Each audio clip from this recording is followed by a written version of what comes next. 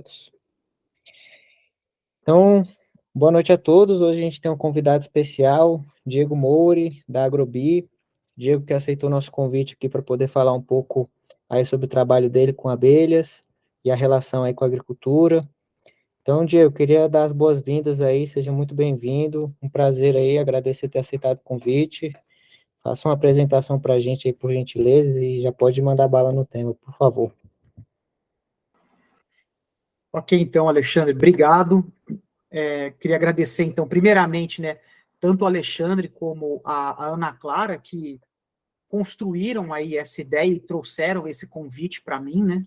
Eu fico muito feliz de poder estar falando um pouco desse tema, que sou suspeito a falar, é um tema apaixonante para mim, que é essa questão de apicultura, abelhas e especificamente a polinização, e espero poder contagiar vocês, nem se for um pouquinho só, com esse tema que é super interessante, diga-se de passagem. Só me apresentar, então, sou Diego, sou biólogo, fiz mestrado, doutorado na Universidade de São Paulo, atualmente eu fico em Ribeirão Preto, que é o local onde fica a empresa Agrobi, né, que é a empresa que eu trabalho, né, essa empresa que presta serviço de polinização. Desde sempre, na minha vida acadêmica, trabalhei com abelhas, em determinados momentos mais voltado para a parte de ecologia, comportamento, em outros para a parte mais de interação abelha-planta. E quando eu finalizei o meu doutorado, então eu tive a oportunidade de levar esse conhecimento científico, né, que eu acumulei durante todo esse tempo lá na academia, para dentro do campo. E desde 2018, então, que eu venho fazendo esse tipo de serviço, né, a gente como empresa, né, a Agrobi, vem aplicando esse tipo de serviço nas lavouras aqui no nosso país. Então, é muita satisfação poder estar falando sobre isso aqui com vocês. Eu tenho uma apresentação, eu não, só para pontuar, eu não vou me ater muito à parte técnica, apesar de que a minha função dentro da empresa é mais voltada para a parte técnica, então eu acabo tendo esse viés, mas eu vou tentar deixar uma apresentação bem redondinha, para também não ficar muito maçante para vocês e para a gente sobrar tempo também para poder discutir e trazer essa ideia geral sobre esse tipo de serviço que o Brasil ele tem um potencial enorme para isso e a gente precisa realmente explorar, né, no bom sentido, esse tipo de serviço aqui na nossa agricultura. Então, pessoal, a partir de agora eu não vou estar vendo vocês, tá, com o compartilhamento da tela, mas fiquem à vontade para a qualquer momento estar interrompendo, mas aí vocês me chamam aqui que eu abro a palavra para vocês, isso daí eu sou bem tranquilo nesse sentido.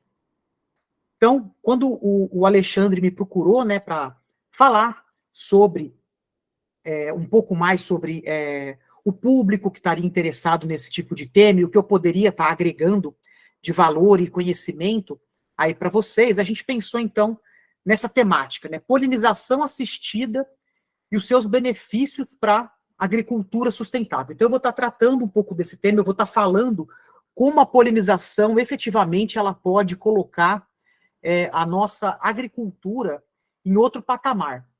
A gente tem exemplos disso pelo mundo, e eu acredito que o Brasil ele também pode estar seguindo esse mesmo caminho.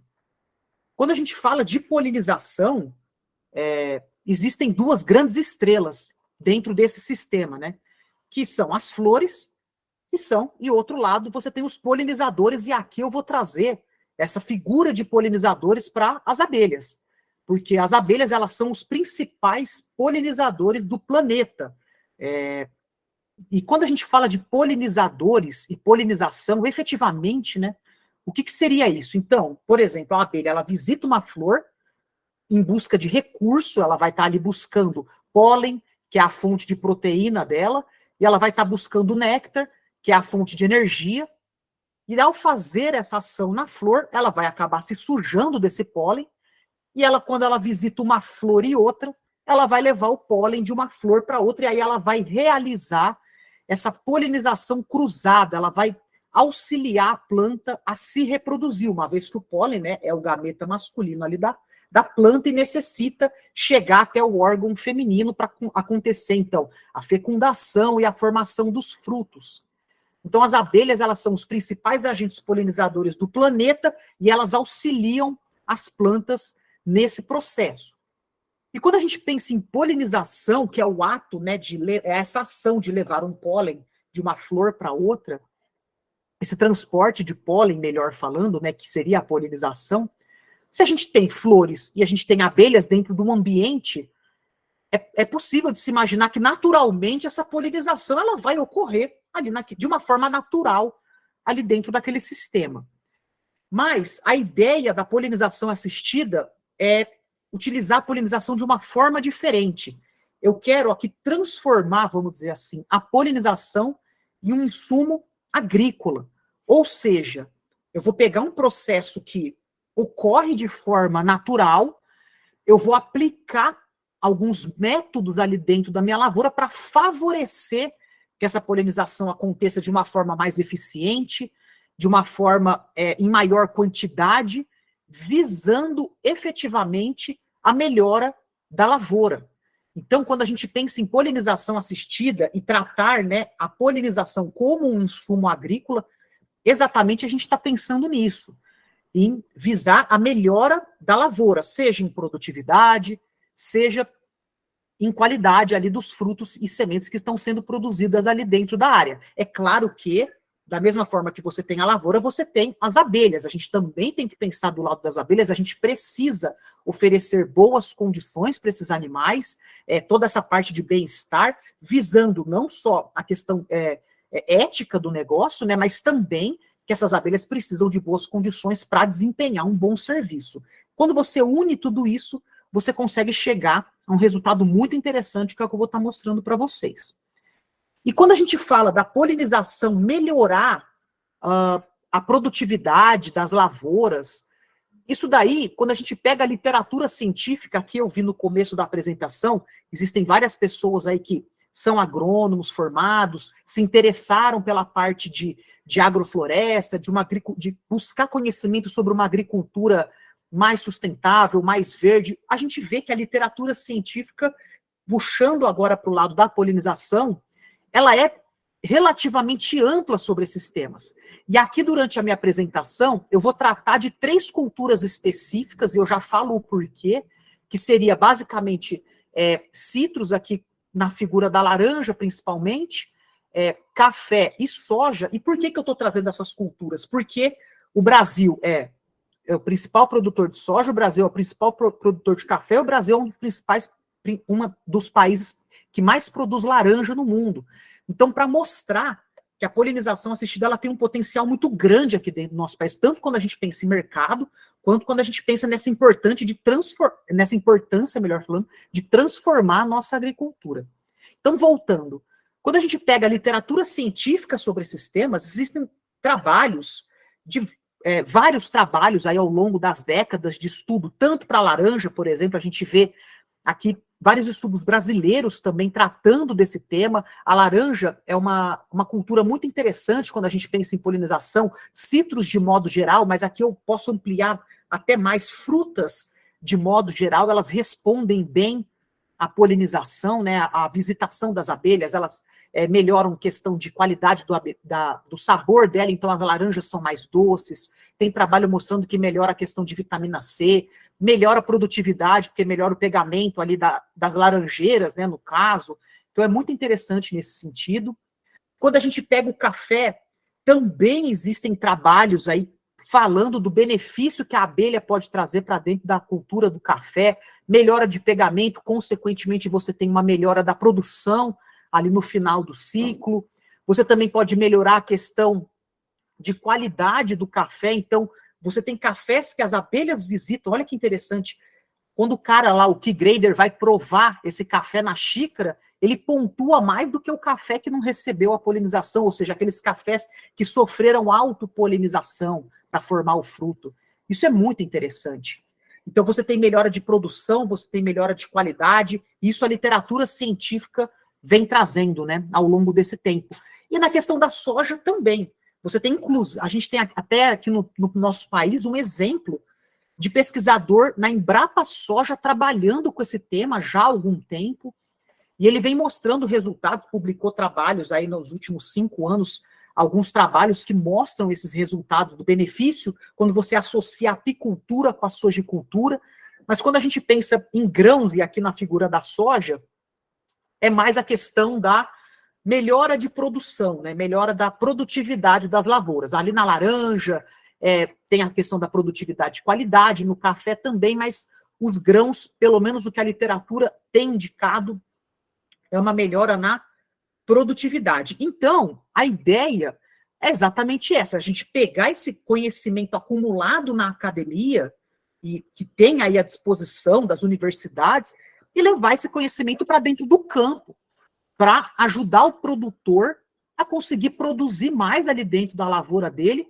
e de uma forma com respeito ao meio ambiente, de uma forma sustentável, né? É uma técnica nova, vamos dizer assim, inovadora, principalmente quando a gente pensa nessas 3 culturas, aqui no nosso país, né? Técnica inovadora visando a melhora da lavoura, do produtor. Ele vai conseguir produzir mais, vai conseguir ter mais renda, e ele está fazendo isso de uma forma sustentável. Mas será que é possível a gente conseguir efetivamente, então, transformar essa ação que ocorre naturalmente aí no meio ambiente de uma forma aplicada na lavoura? E a gente tem exemplos no planeta onde isso ocorre. Na Europa, eu poderia trazer alguns exemplos aqui, mas eu vou trazer o exemplo dos Estados Unidos, que ocorre lá.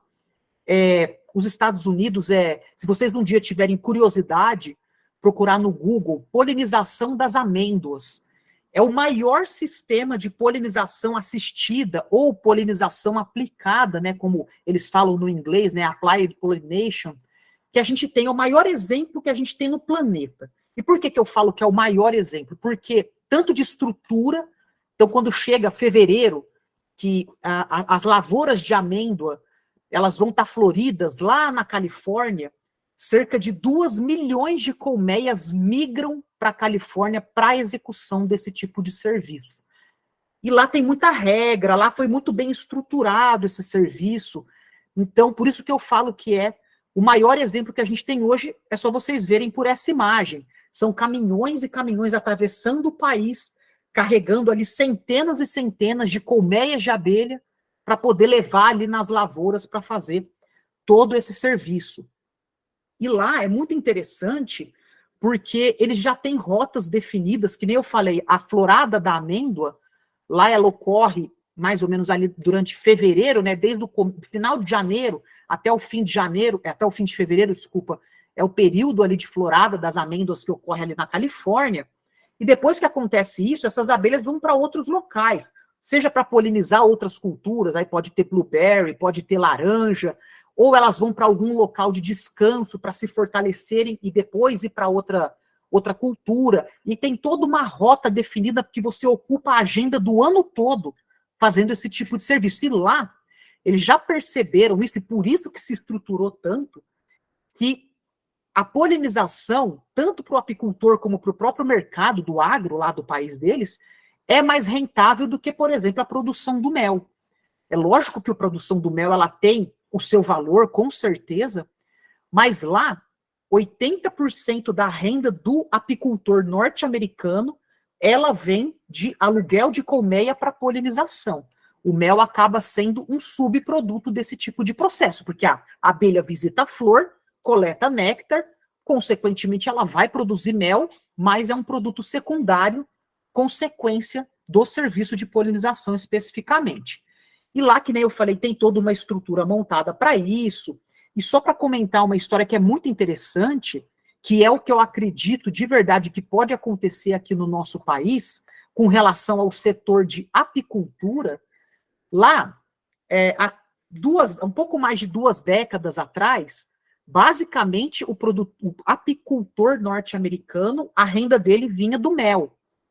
De repente, o mel chinês entrou no mercado, num preço muito baixo, e acabou quebrando o pessoal lá, porque eles não conseguiam competir. Então, eles tiveram que se reinventar. Foi aí que a polinização teve um papel fundamental dentro dessa reestruturação do setor, e junto com isso trouxe tecnificação, trouxe vontade pública, e isso daí se refletiu em leis e regras para esses procedimentos, né? Enfim. E o setor se transformou fazendo com aquilo que eu falei, que hoje 80% da renda do apicultor norte-americano ela vem de aluguel de comércio. E aqui no nosso país, eu acredito fielmente que a grande mudança na apicultura nacional, ela pode vir com a polinização, porque a polinização assistida, a polinização aplicada, ela traz junto com ela tecnificação, ela traz essa questão de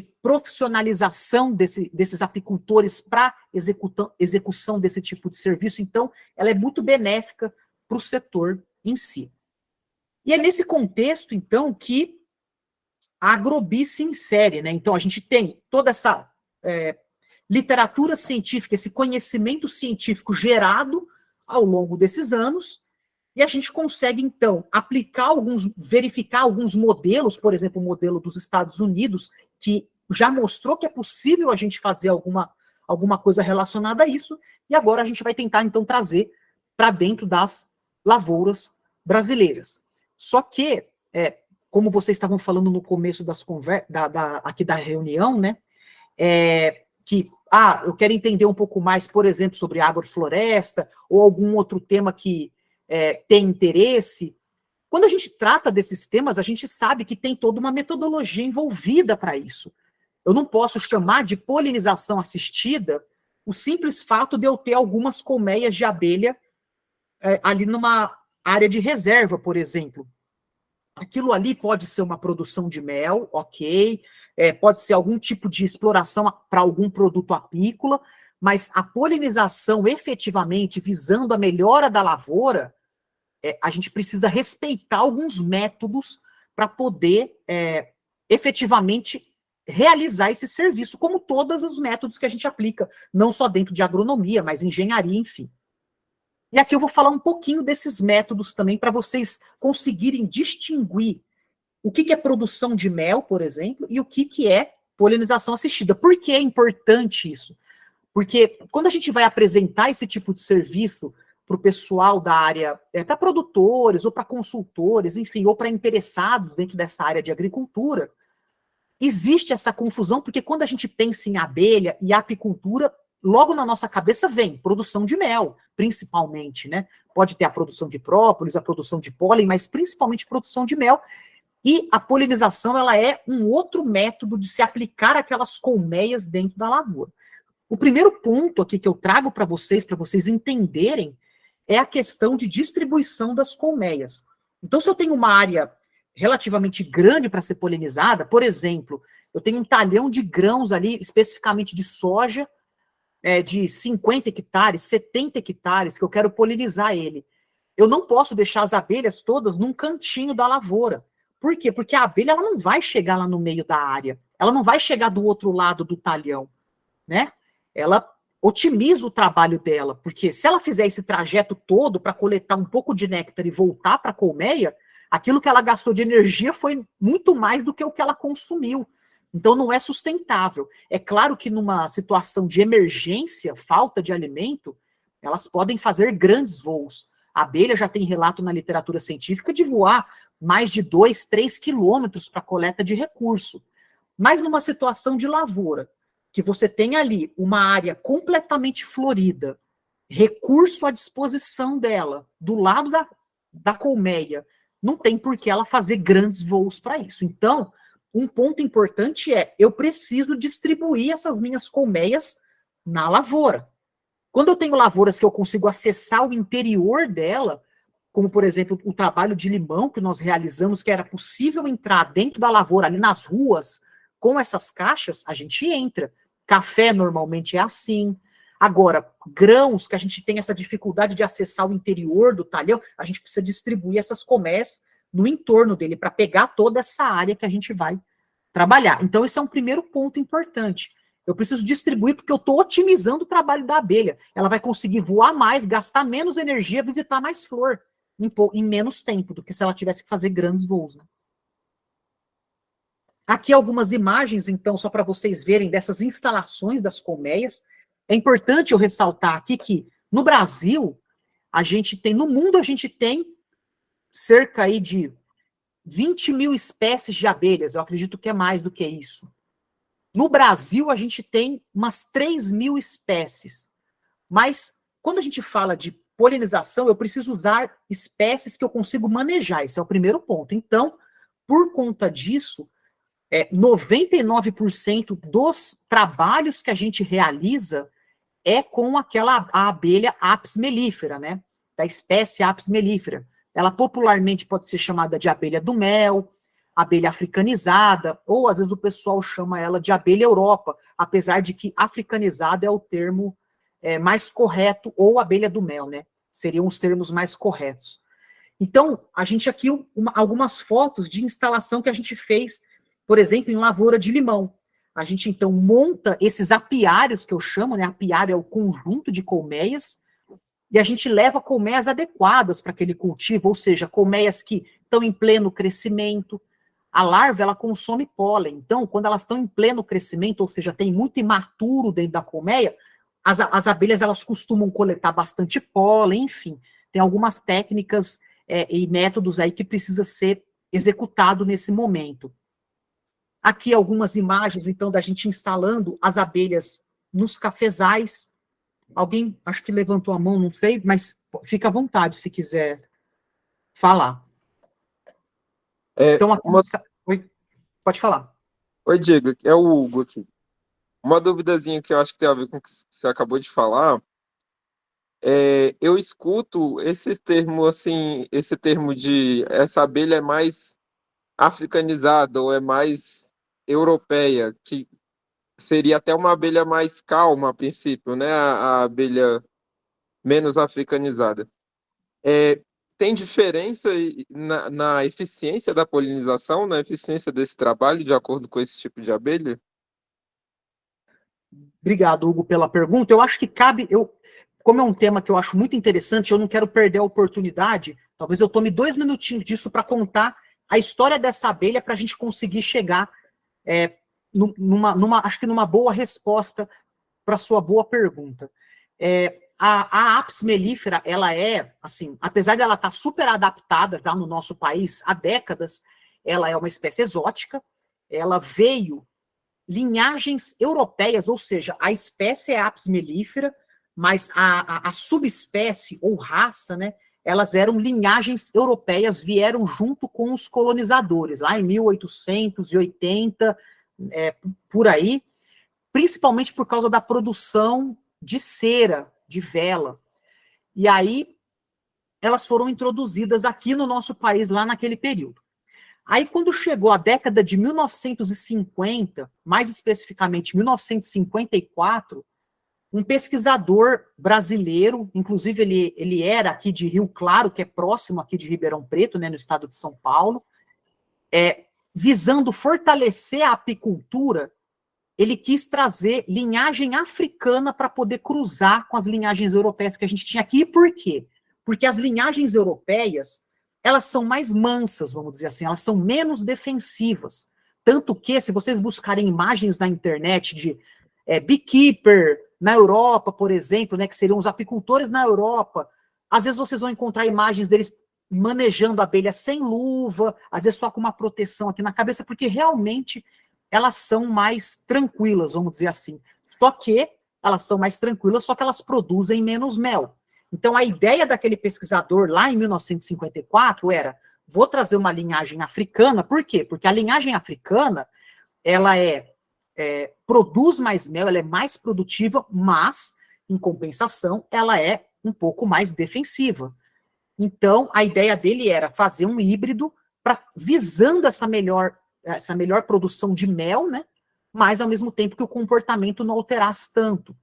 Aí, o que aconteceu foi, ele trouxe 27, se eu não me engano, rainhas de uma linhagem africana.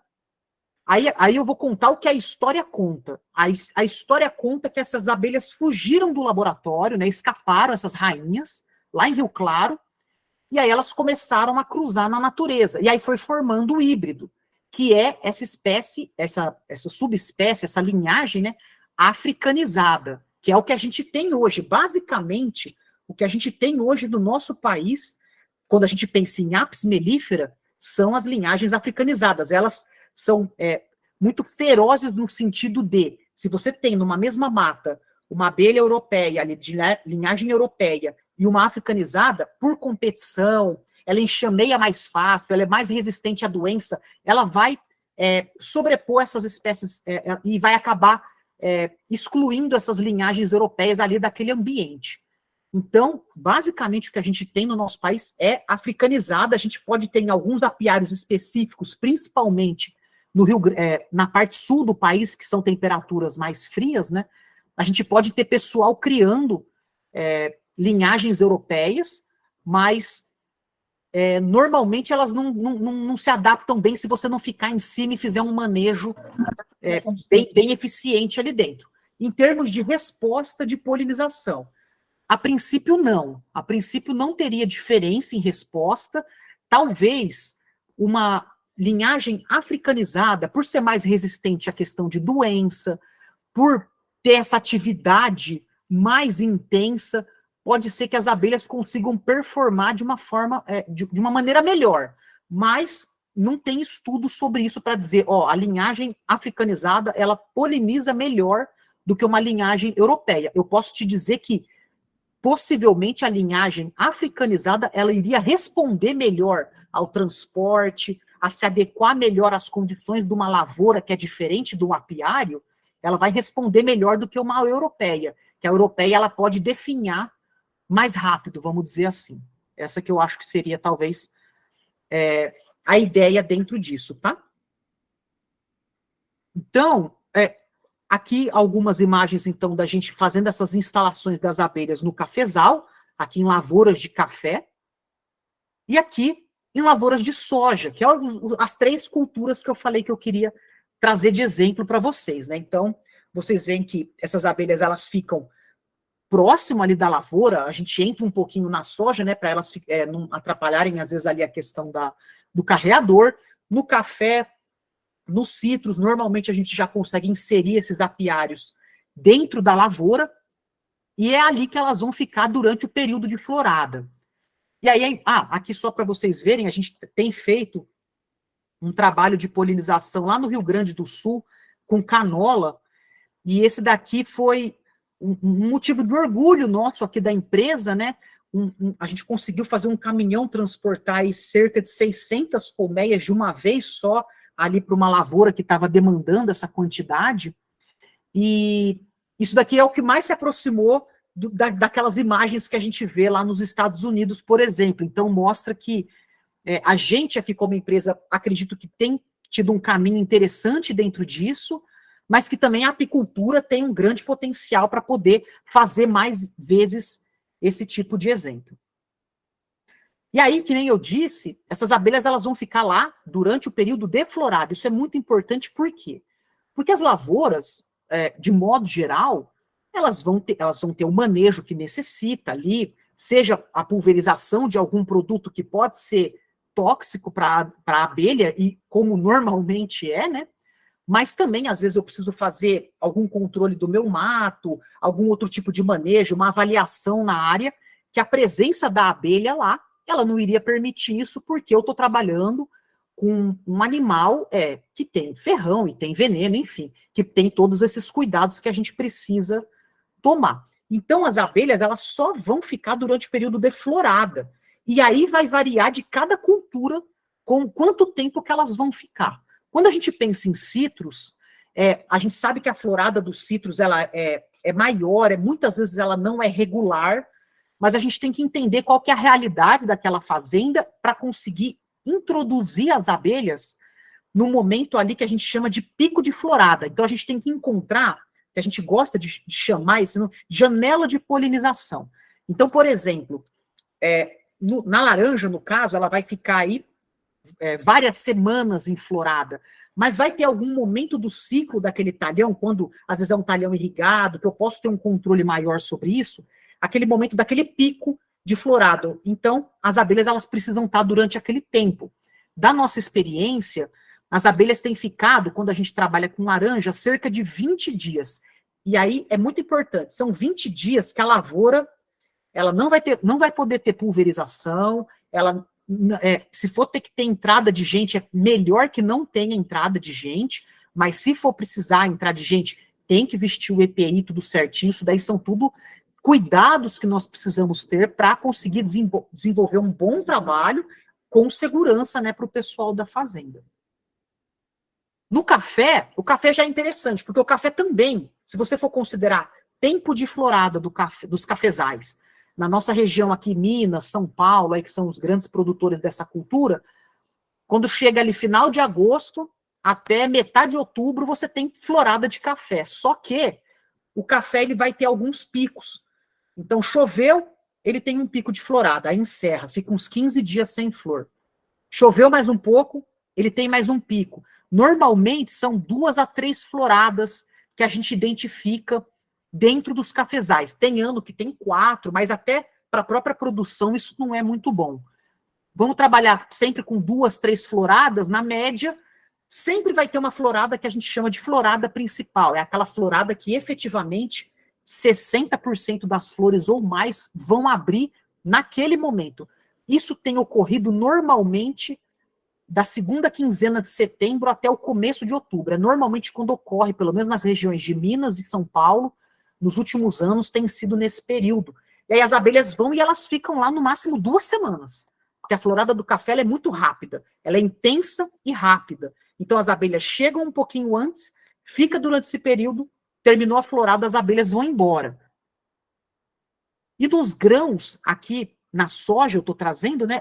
Dá para saber um pouquinho melhor, porque normalmente a soja ela vai entrar naquelas fases de flor, né? De emissão das flores, cerca de 40 dias após o plantio, 50 dias após o plantio, ela já está começando a entrar em florada plena. Esse ano até foi interessante por conta do clima. A soja, com 30 e poucos dias, já estava começando a emitir flor, né, 30 dias após o plantio, mas normalmente o que a gente vê ali é 40, 45 dias, ela começa a emitir as flores, aí a gente entra com as abelhas, elas também ficam durante esse período de florada principal, hora que a soja começa a soltar as primeiras vagens, que ela já está entrando ali num período que a gente chama de R3, a gente tira as abelhas. Essa é a forma que nós aqui encontramos de conseguir conciliar a agenda da fazenda de manejo, pulverização, enfim, com a polinização em si. E é muito interessante porque a área que recebe a abelha, a gente faz esse tipo de estudo também, a área que recebe a abelha, quando a gente para contar, tem metodologia, tudo, né, para contar quantas abelhas estão visitando as flores, é incrível, é muita abelha visitando flor. E aí quando a gente vai numa área que às vezes a gente separa como controle, que às vezes a gente vai fazer esses testes, né, para ver a área tratamento produziu tanto, a área controle produziu tanto. Essa área testemunha, ou controle, né, ela quase não tem abelha visitando. Então, efetivamente, a gente vê o efeito da abelha dentro dessa produção. E é importante aqui falar, quando eu vou fazer esse tipo de teste, comparar um local com outro, um local que recebeu abelha com um local que não recebeu abelha, é o mesmo talhão. Então, eu tenho o mesmo talhão, uma parte desse talhão vai receber abelha e uma parte desse talhão não recebe abelha. Aí eu consigo fazer essa minha comparação dessas duas áreas, né? E aí, beleza, as abelhas ficaram durante esse período de florada, encerrou a florada, a planta, elas vão embora, né? Volta para o apiário, a planta segue o ciclo normal dela, e aí a gente vai chegar na época de colheita para poder medir esses resultados. Igual eu falei para vocês, eu tenho uma área tratada dentro daquele campo que eu montei ali, que é essa área que ficou próxima das colmeias, cerca de 150 metros, é normalmente aí o limite que a abelha tem voado dentro de uma situação de lavoura, e acima dessa distância eu tenho essa minha área controle, dentro do mesmo talhão. Aqui eu não vou me ater muito a esses protocolos, mas aí o que a gente faz? Basicamente, a gente colhe algumas plantas, uma amostragem, né? Pode ser por uma máquina, pode ser de forma manual, dentro da área tratamento, uma parcela dentro da área testemunha, e aí a gente compara esses resultados.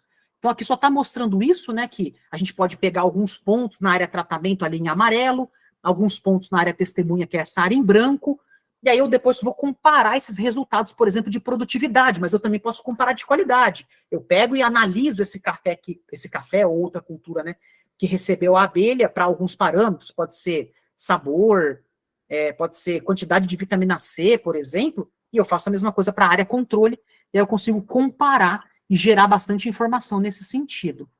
O que a gente está tendo, então, de resultados para vocês conseguirem observar o potencial dessa técnica aqui para essas culturas que eu estou trazendo?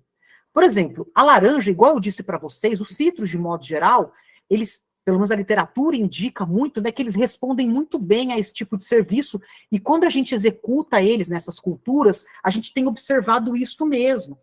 A gente, por exemplo, trabalhou em mais de 2.000 hectares de laranja, por exemplo, só para vocês terem uma ideia, e a gente fez esses testes aí nessas diferentes fazendas, tanto em Minas e em São Paulo, e a gente tem obtido resultados aí na faixa de 20%, 20 a 25% de melhora na produtividade dessas áreas. Então a gente vai lá, quando chega a época da colheita, derriça plantas da área tratamento, derriça plantas da área testemunha, conta o número de frutos, por exemplo, pesa, e aí a gente consegue chegar nesses valores, que é muito interessante. Inclusive o trabalho que a gente tem feito aí junto com a Ana Clara, que é na cultura do limão, tem apresentado bons resultados. A colheita ela vai ser agora, a gente ainda não tem o resultado definitivo de colheita, mas as primeiras estimativas já têm mostrado algo parecido com o que a gente tem observado, por exemplo, na laranja. Então isso é muito interessante, porque o citrus realmente ele responde muito bem ao serviço de polinização. Quando a gente pensa no café, pode perguntar. O Diego, eu achei, que é o Alexandre, eu achei interessante esses dados, e aí, no caso dessa diferença grande, assim, das variedades, né, de pera, a Harlem e a Natal a Valença, você sabe se tem alguma diferença ali do tipo de flor de cada espécie que possa ter, talvez, gerado um pouco dessa oscilação? Porque a gente vê muito discrepante, né? Pera Rio, 47%. Então, se a gente tem um aumento de quase 50% de produtividade, isso pode ser muito mais eficiente do que talvez o agricultor investir talvez em muita adubação, em algum outro tipo de melhora de produtividade, sendo que a abelha já está dando quase 50%. Mas você notou algum tipo disso? Será que tem algum outro polinizador que possa ser mais eficiente para a Valença? Alguma diferença fisiológica assim na flor? O que eu acho que pode ter acontecido, que a gente discutiu na época, as lavouras, elas efetivamente elas não apresentavam, quando eu faço o tratamento com o controle, obviamente elas tinham as mesmas condições, né? Mas quando eu pego as diferentes cultivares, eram lavouras diferentes, então estava em ano produtivo diferente, o próprio manejo ali da fazenda, ele era distinto um manejo do outro, então a gente acredita que essa própria questão do próprio manejo, da própria característica da cultura, isso pode gerar essas variações. Eu, por exemplo, tenho exemplo aqui de café, que é a cultura que a gente mais tem dados de resultado, né? A gente mais gerou dado. A gente pega ali, a gente tem fazenda, por exemplo, que responde bem pouco. Bem pouco, o que eu quero dizer assim, 6, 7%, por exemplo. Mas o cara estava, aquele café que respondeu 6%, ele estava numa produção muito alta. Ele estava ali produzindo 12 litros, 13 litros por planta. Isso daí gerou para o cara ali uma lavoura ali batendo 85 sacas por hectare. Então a gente vê que ali a abelha pouco ia contribuir ali dentro. Agora, é muito interessante porque a gente já tem, quando as lavouras sofrem muito, principalmente questão de clima, a abelha ajuda bastante. Ela pode, em termos de produtividade real da lavoura, não aumentar tanto. Por quê? Porque a produção do cara já é baixa. É diferente você falar que aumenta 10% numa lavoura de 60 sacas e aumenta 10% numa lavoura de 20 sacas, né? Mas, proporcionalmente, me parece que a abelha ajuda mais em lavouras que, principalmente a questão do clima, ela tem afetado muito. Boa. O Hugo, acho que quer perguntar alguma coisa também. Não sei se você já ia falar sobre isso, Diego. Você poderia dar uma estimativa para a gente número de colmeias que você leva por hectares no plantio, assim, por exemplo, no caso dos citros? Sim. A gente, isso daí, claro, a gente tem que analisar a área, ver a questão de área natural que tem no próximo dali, porque isso pode, de alguma forma, estar contribuindo ali com polinizadores naturais, né? Mas, na média, a gente tem utilizado, quando a gente pensa em grãos, soja e canola, que hoje são os principais grãos aí que a gente trabalha, a gente tem utilizado de 2 a 3 colmeias de apis mellifera, essa é a proporção. Quando a gente pensa em café, de 4 a 5 colmeias por hectare, e citros, depende, a gente tem utilizado de 3 a 5. Os citros têm variado um pouco mais, porque a gente às vezes observa o pomar um pouco mais irregular em termos de tamanho de planta, então a gente acha que às vezes precisa saturar um pouquinho mais, às vezes a gente vê que precisa saturar um pouco menos, enfim. Mas é mais ou menos isso daí. A gente pode pensar grãos, 2 a 3 colmeias por hectare, citros, 3, 4, às vezes 5 colmeias por hectare, e café, 4 a 5 colmeias por hectare. É mais ou menos essa a média. Claro, as colmeias dentro de um padrão, né? Com cerca ali de, pelo menos, 40 a 50 mil indivíduos por colmeia, é normalmente o que a gente tem trabalhado, colmeias com rainha nova, com postura, enfim. Tem algumas características das colmeias que a gente precisa também respeitar, porque senão, às vezes eu uso uma colmeia com 50 mil indivíduos, eu não posso comparar ela com uma colmeia com 20 mil indivíduos, né? Então, é mais ou menos esse padrão que a gente tem utilizado, tá? Valeu, e no Diego. café, beleza.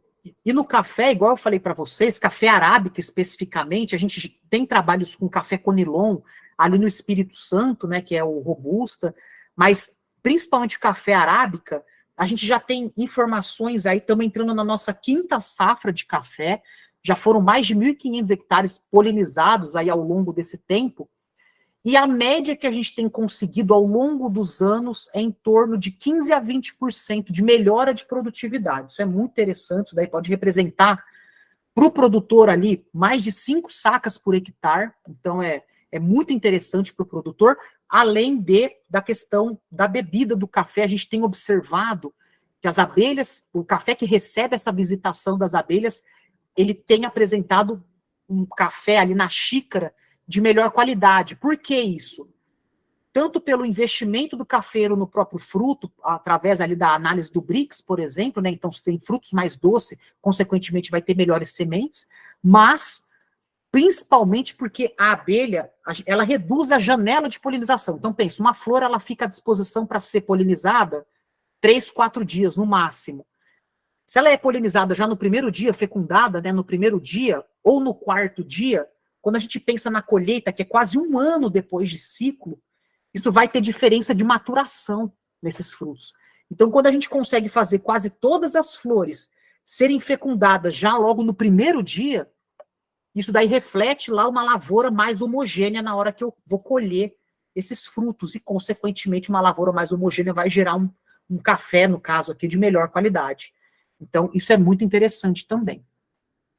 E a soja, eu até trouxe os dados um pouquinho mais detalhado, porque a soja é um trabalho que, se tudo der certo agora nesse primeiro semestre, a gente já vai estar submetendo um trabalho científico junto com o pessoal da Embrapa. A soja, ela tem melhorado, aqui nesse resultado específico, é um resultado de 12 fazendas, então é bem expressivo, né, a quantidade de fazendas trabalhadas aí ao longo de 3 safras diferentes. Então, a soja, ela tem respondido bem para o serviço de polinização. A gente costuma utilizar uma média em torno aí de entre 10 a 15% para grãos, quando a gente pensa em grãos, mas dessas fazendas especificamente, o que a gente observou foi uma melhora aí de um pouquinho mais de 18% na produtividade, representando aí mais de 600 quilos por hectare a mais produzido, né, por conta desse serviço das abelhas. E aí é interessante na soja, só para, eu estou acelerando aqui para não pegar mais do horário, mas a soja, principalmente o resultado que tem se mostrado é principalmente pela melhora do número de vagens por planta. A gente conseguiu produzir soja, como aqui esse gráfico mostra, sojas com mais de 3, 4 sementes. Só para explicar melhor. Esse gráfico, o que é verde é a área tratamento, e logo em seguida, o branquinho, o cinza, é a área controle. Normalmente, a soja ela apresenta ali vagens com 2 sementes por vagem. É a média que a gente normalmente observa nas lavouras. Com a introdução de abelhas, além de eu melhorar o número de vagens por planta, eu consigo melhorar também o número de sementes por vagem. Então, eu tenho mais vagens com 3 sementes e mais vagens com 4 sementes sendo produzidas ali na lavoura. Ou seja, a abelha melhorou a fecundação ali das plantas. Isso é muito interessante. E aí, consequentemente, no final, melhora a produtividade. E já para entrar aqui na reta final, esse é um tema muito interessante, a questão. O Brasil, que nem eu falei, ele tem um enorme potencial. Eu trouxe aqui exemplo de 3 culturas que se beneficiam muito desse tipo de serviço para mostrar esse potencial mesmo. A gente já teve aqui lives aqui da empresa, por exemplo, com o ex-ministro da Agricultura, o Roberto Rodrigues, a ex-ministra, na época era atual, mas agora, né, ela é ex-ministra da Agricultura, a Tereza Cristina, falando sobre esse tema de polinização. Esse tema tem sido veiculado, melhor falando aí, em mídias aqui, tanto no nosso país como também fora, é muito interessante. E ele se sustenta, quando eu falo aqui pilares da Agrobi, são os pilares da polinização assistida. Você levar produtividade e qualidade para dentro da lavoura, de forma com sustentabilidade e respeito ao meio ambiente, porque eu estou usando a abelha para chegar nesse fim, e não necessariamente quando eu falo, melhorou 15% a minha produção, não necessariamente o produtor aumentou em 15% a utilização de insumo, ele não utilizou essa quantidade de diesel ali, por exemplo, nas colhedeiras, enfim. Então, você consegue reduzir também a questão da pegada de carbono, isso é muito interessante. E um item que também é muito importante é a questão da responsabilidade social, principalmente por 2 aspectos. Você consegue levar para dentro da porteira, a gente costuma falar assim, essa questão de importância de polinizadores, então importância de preservação de polinizadores. E a gente tem uma terceira parte aí, que talvez eu pouco falei aqui na apresentação, mas que é tão importante quanto, que é o apicultor. A gente tem o produtor agrícola, a gente tem a Agrobi executando esse serviço, e a gente tem o produtor apícola, quer dizer, que é o criador de abelha, que é introduzido dentro dessa cadeia, e a gente consegue, então, gerar renda também para esse produtor. E a mensagem que eu quero deixar aqui para vocês é: a polinização, ela tem todo esse potencial, ela é algo que precisa ser melhor explorado dentro do nosso país, mas tão importante quanto a polinização assistida é a questão dos polinizadores. Isso é um tema muito relevante e urgente para a gente discutir. A importância dos polinizadores para a produção de alimento, para a preservação do ambiente, mas quando a gente fala aqui, principalmente de agricultura, a gente está falando, né, nessa questão de produção de alimentos. Então, a gente precisa é um tema que a gente precisa ficar muito atento e cada vez mais ir divulgando aí nos diferentes grupos. Então, de novo, Alexandre e também a Ana, obrigado aí pela oportunidade, pelo convite, e eu fico aqui à disposição para qualquer questionamento. Pô, muito bacana, o Diego. Eu confesso que eu não fazia ideia assim do avanço que tá já essa questão da polinização assistida, realmente, né? Vocês atendendo já aí, principalmente grandes produtores e tendo resultados aí bem interessantes, né? Aumentar cerca aí de 15%, em outros casos 18%, é um número muito relevante mesmo. E, cara, parabenizar primeiro, né? E, Diego, uma dúvida, assim, eu vi que você chegou a comentar também no seu Instagram sobre a questão da abelha jataí, algumas abelhas sem ferrão. Eu acho que muitas das pessoas hoje, pelo menos que a gente convive, assim, são pessoas que têm uma propriedade e que tem, assim, uma agrofloresta, uma coisa um pouco diversa, tem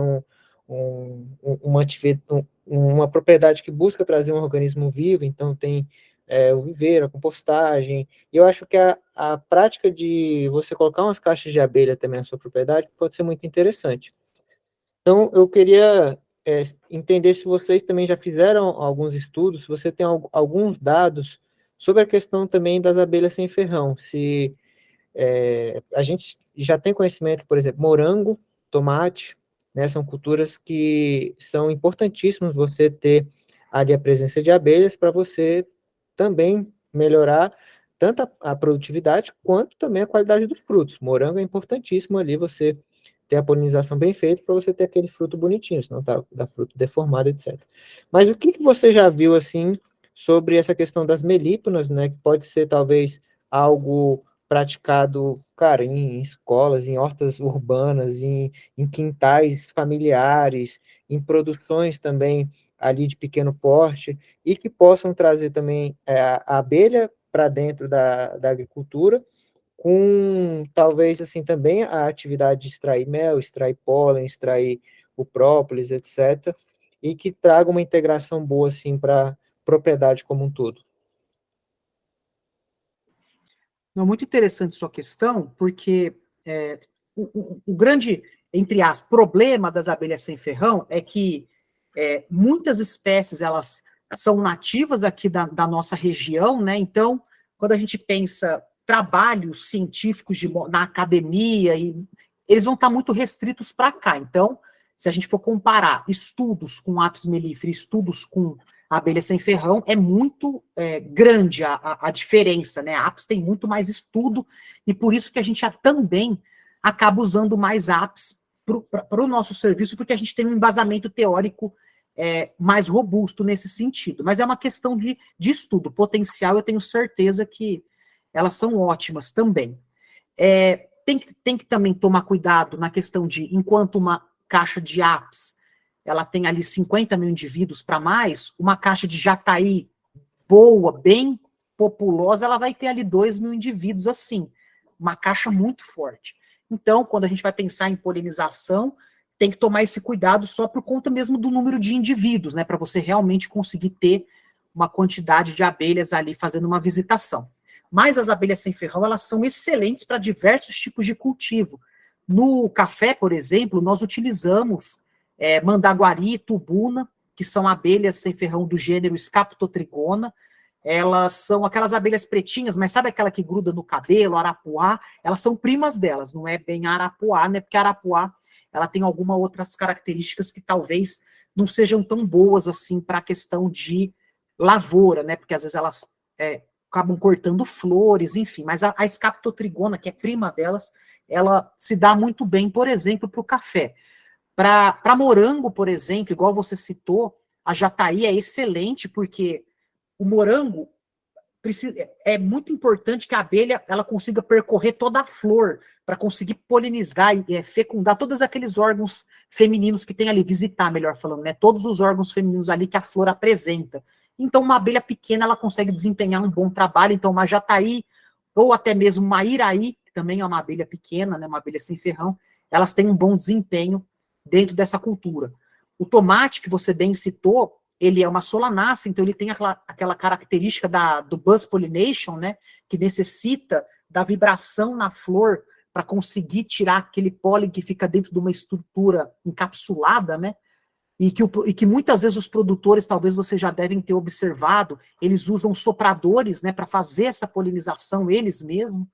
Então, a melípona, ela se dá muito bem no tomate justamente porque ela é uma abelha sem ferrão que faz esse comportamento na flor, que é esse comportamento de vibração na flor, que é o buzz pollination, que a gente chama, e que libera o pólen para ela conseguir capturar em alta quantidade.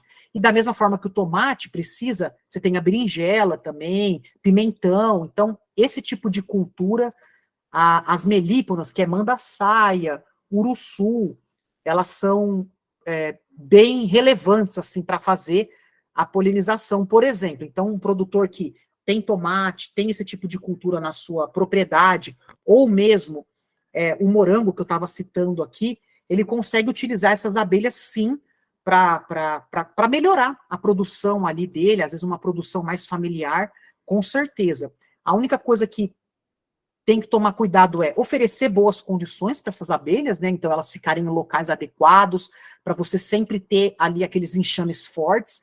Normalmente a abelha sem ferrão, elas são abelhas que elas têm um pouquinho mais, menos tolerância para mudanças ambientais, igual, por exemplo, uma apis mellifera, ela sobrevive bem a oscilações de temperatura, por exemplo. Já uma melípona, ela é um pouco mais sensível. Então, o manejo, às vezes, tem que ser um pouquinho mais cuidadoso, né? Tem que estar mais atento ali. A jataí, não. A jataí é uma abelha que o pessoal costuma falar bem rústica, ela vai bem em todo tipo de ambiente. Mas tem que tomar esse cuidado. E também outra coisa, que é muito importante também quando a gente fala de abelha sem ferrão. Diferente da apis, que eu tenho de norte a sul, então não teria problema eu pegar, a princípio, né, se ela não tem doença nem nada, pegar uma apis daqui e levar para o norte, por exemplo, a abelha sem ferrão tem a questão da distribuição natural delas. Então eu não posso pegar, por exemplo, uma urussu nordestina e trazer aqui para a nossa região, porque ela não é endêmica daqui. Isso pode ocasionar problemas ambientais. Então também tem que tomar esse cuidado para a gente saber quais as espécies que ocorrem realmente ali no ambiente que eu quero criar elas, e aí consegue fazer essa criação tranquilamente. Entendi. Então, mais ou menos assim, em questão de população de abelhas, né, 2.000 mais ou menos numa população bem cheia de jataí, e numa de ápice mais ou menos 50 mil indivíduos. Então, para a gente ter resultados assim proporcionais, talvez teria que ter quase 20 vezes, assim, um pouco mais de caixas de abelha de melíponas, né?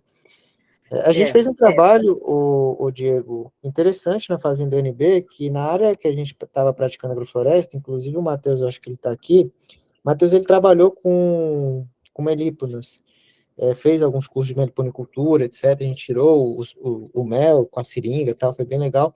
E a gente colocou bem na frente da agrofloresta, então foi bem, bem legal, assim, a atividade, a gente só não conseguiu quantificar essas coisas todas.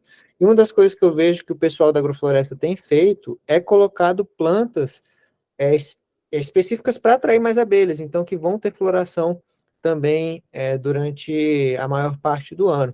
A gente está até vendo de começar a listar um pouco essas espécies para incentivar os agricultores a estarem cultivando mais essas aves, visto a importância, né, da gente ter esses indivíduos aí na produção, cara. Obrigadão aí por todo esse conhecimento aí. Já deu uma aula aí de melíponas também. Obrigado. Aqui, só um comentário que foi aqui, da Arlane, falando, né, que tem população de abelha sem ferrão, enxames, né, que tem população elevada, ela tem razão.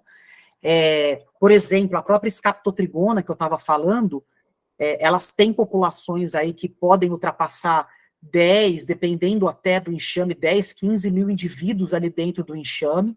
Então, realmente, a gente tem abelhas, normalmente essas abelhas que a gente, né, de coloração escura, essas abelhas mais pretinhas, que a gente tem uma tribo ali dentro que é chamada são as trigonas, né, que a gente costuma falar, que aí entre Scaptotrigona, Cefalotrigona, a própria trigona, que é Arapuá, né, que tá Arapuá ali no meio, elas têm população maior, realmente isso daí é verdade. A jataí que acaba tendo menos, e a melípona, que são urussu às vezes tem um pouquinho mais, mas mandaçaia, por exemplo, é difícil você ver uma colmeia ali que ultrapassa 1.000 indivíduos, sabe, é bem menor assim. Então depende, porque também, só para ficar aqui também de curiosidade, no Brasil a gente tem aí depende, né, mas da forma como a pessoa está fazendo a classificação, mas normalmente entre 250 a 300 espécies de abelhas sem ferrão, então é um grupo relativamente diverso. Show. Aí, só para finalizar, então, que eu tinha anotado outra pergunta aqui, como vocês têm trabalhado aí com grandes produtores, né, de laranja, soja, café, e hoje a gente tem um controle fitossanitário muito rigoroso, assim, realmente no cultivo, principalmente de laranja, né? E as abelhas são muito sensíveis aí a esses pesticidas. Então, nesse momento que você traz ali com a florada principal, é orientado, então, os agricultores terem um período ali, sei lá, 5 dias antes, 5 dias depois, de não aplicar nenhum produto, se não corre o risco realmente de muitas abelhas morrerem. Como que funciona, assim, essa comunicação com o produtor? Isso, é exatamente isso que você falou. Acho que um dos grandes aí desafios da polinização aplicada é exatamente essa questão dessa agenda de pulverizações, que dependendo do cultivar, por exemplo, igual citros, é uma loucura nesse sentido, né, dependendo aí das regiões, é toda semana os caras entrando, e muitas vezes com produtos muito fortes. Mas, por exemplo, quando eu falei lá, laranja, a gente conseguiu deixar 20 dias, o produtor tem que realmente tem que ser uma coisa diferenciada, dele fazer um acompanhamento da lavoura, dele realmente fazer um monitoramento, porque quando a gente aplica esse tipo de técnica de monitoramento, tem a lavoura sob controle, salvo alguma exceção que pode acontecer ali, a gente consegue ter uma boa janela para isso, sabe, para conseguir trabalhar legal. Agora, é um desafio. O café que você citou é uma coisa interessante porque também, quando a lavoura está bem controlada, o período de florada é um período que o cafeicultor não desce para a lavoura. Ele não faz nada, a lavoura fica parada nesse período, não se aplica nada, salvo alguma exceção, às vezes que acontece alguma coisa, mas normalmente não faz nada. Então, casou bem nesse sentido. A soja também é um desafio ali. A gente tem que ver ali a janela de aplicação do produtor, às vezes é de 20 em 20 dias. Então, entre esses 20 dias, a gente tem que programar para ele fazer a última aplicação dele logo antes da flor, da planta começar a soltar flor, aí a gente entra com as abelhas logo depois, aí a hora que o cara está precisando entrar na lavoura de novo para fazer o manejo ali, que começou a gerar algumas vagens, às vezes vai ter ali algum percevejo, alguma coisa nesse sentido, a gente tira as abelhas, a lavoura está liberada para ele trabalhar. Mas é um trabalho que precisa, sim, ter muita coordenação entre a parte da fazenda, a agenda da fazenda, com a parte de polinização, com a operação em si, né? Massa. Obrigadão, Diego. Passar aqui pro Hugo, que levantou a mão também.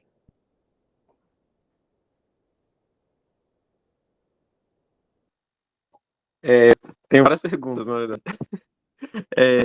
Primeiro, agradecer aí, né, pelas informações do Diego. Queria saber se você sabe de alguma vez usado esse método no mamão, se é interessante para a cultura do mamão. E uma outra pergunta que eu tenho é em relação à estufa, ao cultivo protegido. Então, como é que funciona? Se é viável, por exemplo, eu tenho interesse em cultivar melão ou melancia dentro de estufa, e se é viável levar essas abelhas para dentro da estufa ali. Bom, primeiro sobre o trabalho de mamão, eu confesso para você que eu não conheço, não vou falar que não existe, mas assim, não é uma cultura que eu me aprofundei muito, mas assim, do pouco que eu já li sobre, eu não encontrei essa questão de uma polinização aplicada, e principalmente questão de visitação de abelha nas flores ali do mamão, porque o mamão seria interessante porque ele vai precisar dessa cruzada, principalmente porque ele tem ali os indivíduos, né, tem o macho, tem a fêmea em indivíduos separados, né, então precisaria disso, mas eu não confesso para você que eu precisava me aprofundar mais para poder te responder com mais propriedade. Agora, a questão da estufa é possível, mas pensa que a estufa você vai estar oferecendo um ambiente fechado ali para aquelas abelhas. Então, assim, a questão de apicultura, de manejo, ela vai precisar ser um pouco olhada com um pouco mais de cuidado, um pouquinho mais frequência. Você vai ter que oferecer outros materiais ali para a abelha. Então, pensa que dentro de uma estufa, ela não vai conseguir sair para coletar água, então você vai precisar disponibilizar uma fonte de água ali para elas, por exemplo, um tambor com água e constantemente trocar, né, para sempre estar com uma quantidade adequada para elas. Questão de temperatura dentro de uma estufa vai ser diferente do que um ambiente aberto, vento, questão de luminosidade, quanto de luz que vai entrar nessa estufa, né? Então, são alguns pontos que, assim, é possível criar abelha dentro de estufa para fazer... É possível. É possível, sim. A gente já tem vários estudos que mostram isso. Claro que a abelha não vai conseguir ficar lá para sempre. De tempos em tempos, você vai ter que levar essa caixa que está dentro da estufa para fora. E aí, dependendo de como for a sua cultura, por exemplo, o melão, dependendo da região, ele vai ter flor aí por um período muito grande, né? Porque vai florindo ali os indivíduos. Então, você vai precisar trocar essas caixas, tira uma ali de dentro, coloca uma nova que estava lá fora. Essa que estava lá dentro vai dar uma fortalecida lá fora, depois você faz essa troca de novo, entendeu? Então é algo que você precisa ficar um pouquinho mais atento com relação à questão de apicultura, porque você está mudando o ambiente delas. As abelhas sem ferrão, eu te adianto que elas respondem pior do que pelo menos da nossa experiência, elas respondem pior para a estufa, porque é aquilo que eu falei para o Alexandre, elas são um pouquinho mais sensíveis, elas são, vamos dizer assim, menos tolerantes a essas mudanças. Então, é algo que é possível, com certeza, mas precisa de um cuidado ali de manejo, uma atenção um pouquinho maior.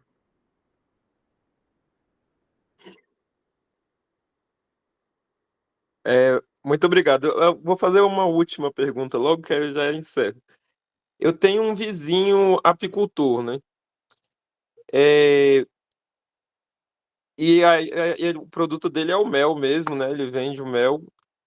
Se eu peço para ele trazer uma caixa dessa para minha propriedade, isso vai ser um prejuízo para ele na produção de mel, alguma questão assim, essa questão da movimentação da caixa?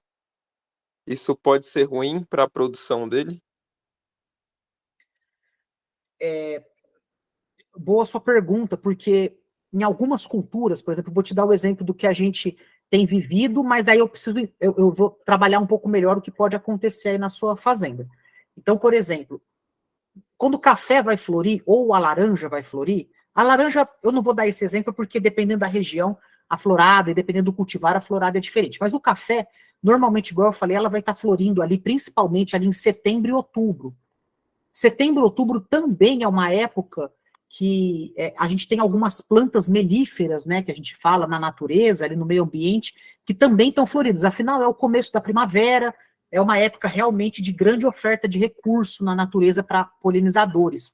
Então tem essa competição, produção de mel e polinização, porque o cara que vai levar a abelha para cafezal, por exemplo, ele não vai produzir a quantidade de mel que o cara que deixou a colmeia ali na área natural.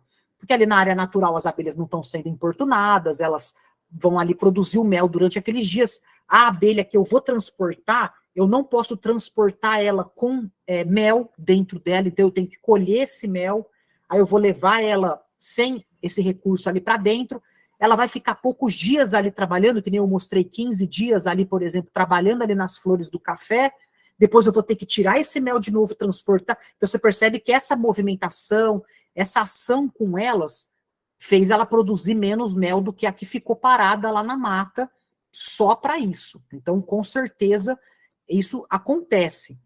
É por isso até que quando a gente vai fazer esse tipo de serviço, a gente precisa remunerar o apicultor, porque ele está tirando a colmeia dele de uma produção de mel, por exemplo, para fazer o serviço de polinização. Então, é justo nesse sentido, né? Agora, na situação aí do seu vizinho, eu não sei como é que é, mas, por exemplo, se ele for só deixar, vamos supor, essas colmeias mais próximas da área de plantação sua, não tão próximas a ponto de representar algum risco, né? Isso daí, a questão de segurança, ela é prioridade, isso precisa ser levado muito em consideração. Mas elas vão ficar um pouquinho mais próximas ali da sua produção, da sua plantação, desculpa, e durante, quando não tiver flor lá produzindo, elas vão buscar recurso na mata, tal, mas quando tiver flores na sua lavoura, elas vão visitar as flores da sua lavoura. E aí ele não precisou movimentar as caixas. Ele só trocou de lugar uma vez e montou um apiário, por exemplo, no novo local. Aí não tem problema. Aí realmente a produção de mel dele é até possível, às vezes, de melhorar, dependendo da cultura que você tiver tendo ali na área. Às vezes é uma cultura que oferece bastante mel ali para aquelas abelhas, vai oferecer mais recurso, enfim. Agora, precisa entender, se ele tiver que movimentar a caixa, fatalmente ele vai acabar produzindo menos mel. Agora, se ele tem um plantel de 1.000 colmeias, por exemplo, e vai movimentar 50, isso pouco vai impactar dentro da produção dele. Aí tem que verificar isso também, né?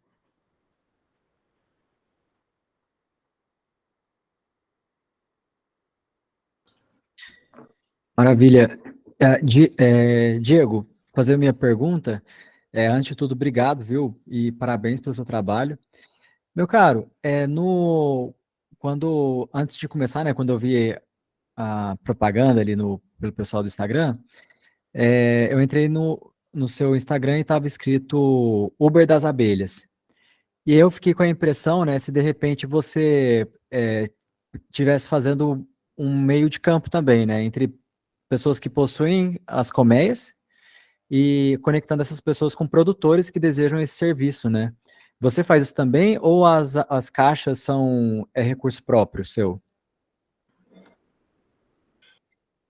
Obrigado pela pergunta, porque é uma oportunidade de falar que não, na verdade, a gente faz o primeiro modelo, principalmente, que é a gente faz essa parte técnica, mas as abelhas, elas efetivamente não são nossas. Então, a gente conecta o produtor rural, que quer abelha, para melhorar a produção dele, com o apicultor, que é quem tem essa abelha. E aí a Agrobi está nesse meio com a parte técnica, né, de implantação, do desenvolvimento ali do campo experimental, né, enfim. E a gente fala Uber das abelhas porque a gente, na verdade, a gente tem um aplicativo, é que esse aplicativo ele ainda está em fase final aí de desenvolvimento, mas a ideia é efetivamente isso, é automatizar esse processo. Então, o produtor, ele tem lá a fazenda cadastrada dele no aplicativo da Agrobi, inclusive, quem tem o iPhone ainda não consegue ter a versão, mas quem tem o Android já pode baixar se tiver curiosidade, é gratuito. Aí o produtor rural solicita, cadastra a fazenda dele lá, ele solicita polinização. Essa polinização, ela chega para a gente, aí a gente faz uma busca pelo criador de abelha mais próximo ali da fazenda dele, que consegue atender aquela demanda. Então, você percebe que tem os dois cadastrados nesse sistema, tanto o fazendeiro e o apicultor, e aí a gente faz essa conexão entre eles. E aí a ideia é cada vez mais continuar automatizando esse processo. Hoje a gente ainda é muito a nossa equipe indo lá na lavoura, a gente faz mais o processo através dos nossos técnicos aqui da empresa, da equipe mesmo, mas a ideia é cada vez mais automatizar. Vocês que estão no agro, vocês sabem o tanto que o setor de agricultura, apesar de super tecnificado, ele ainda é um pouco, a adesão a isso é um pouquinho mais lenta, pelo menos é a minha visão sobre isso. Então, a gente ainda tem um pouco de dificuldade do fazendeiro aderir a uma coisa dessa mais automatizada, do apicultor também, mas a ideia é exatamente essa, de Uber das abelhas, porque a gente faz esse meio de campo, igual o motorista que tem o carro e pode levar alguém, e alguém que precisa daquela condução para chegar em tal lugar. É mais ou menos essa a ideia. Legal, parabéns. E o Alexandre perguntou aqui se a gente atende em todo o Brasil, inclusive a gente tem trabalho desde Roraima, a gente trabalhou com soja em Roraima, a gente tem trabalho em Mato Grosso com algodão e soja, Goiás com soja e café, Minas, café, São Paulo, café e laranja, e Minas também, Paraná com soja, Rio Grande do Sul com canola, Bahia com café. Então a gente consegue atender os diferentes estados aí do país por conta disso, porque as abelhas elas não são nossas. Então, por exemplo, trabalho lá em Roraima, a gente tem clientes lá, a gente tem parceria com a Associação de Apicultores lá, que são os nossos fornecedores lá no caso, entendeu? Então, por isso que a gente consegue atender aí praticamente o país todo. Pô, show de bola, o Diego. Vamos encerrando, passando aqui para o encerramento, né? Se alguém tiver ainda alguma dúvida, fica à vontade, aproveitar aí os últimos momentos. Bom, Diego, eu queria agradecer aí em nome de toda a equipe aqui dos Guardiões. O encontro ele fica gravado, eu vou te enviar o link assim que a gente subir para o YouTube, se você quiser passar para alguma outra pessoa, alguém te perguntar, alguma coisa do tipo. E, cara, bem interessante, eu acredito assim que isso vai crescer bastante. É um assunto que pouca gente, ainda poucos produtores podem saber desse potencial, né, de conseguir aumentar a sua produtividade aí com a utilização aí dessa metodologia. E legal entender assim um pouco do formato de vocês, né, de ter esse serviço aí em vários locais do Brasil e também de ser um serviço que vai estimular os apicultores também, né? Eu acho que esse ponto é bem interessante. É bom para o produtor, é bom para o apicultor e fortalece esse meio aí, formação de técnicos e tudo. Então, em nome aqui dos Guardiões, queria agradecer. Parabéns aí pelo seu trabalho, um prazer estar conhecendo aí mais de perto também. E Bom, se você quiser dar aí algumas últimas palavras aí, fica à vontade. Bom, então, só para finalizar, novamente, Alexandre, muito obrigado pelo convite, pela oportunidade. Também agradeço todo mundo aqui que ficou agora até às 8h30 para ouvir um pouquinho mais desse tema. E tem as nossas redes sociais ali, tem o Instagram, tem o Facebook da Agrobi. Vocês fiquem à vontade para entrar em contato com a gente se tiver mais dúvidas, se tem algum questionamento, a gente está ali para atender vocês. E boa noite.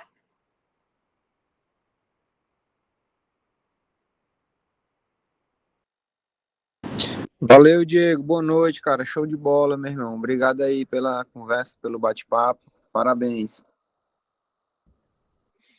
Boa, boa. Hugo, vai querer falar alguma coisa ainda ou levantou a mão sem querer? Eu quero perguntar assim, mais uma coisinha. Pronto. Dá para a gente ter uma noção, né? Acho que todo mundo aqui é pequeno agricultor, mas de viabilidade, assim, qual o tamanho do agricultor para ser viável fazer esse tipo de trabalho? Talvez de preço, não sei se você pode falar em preço.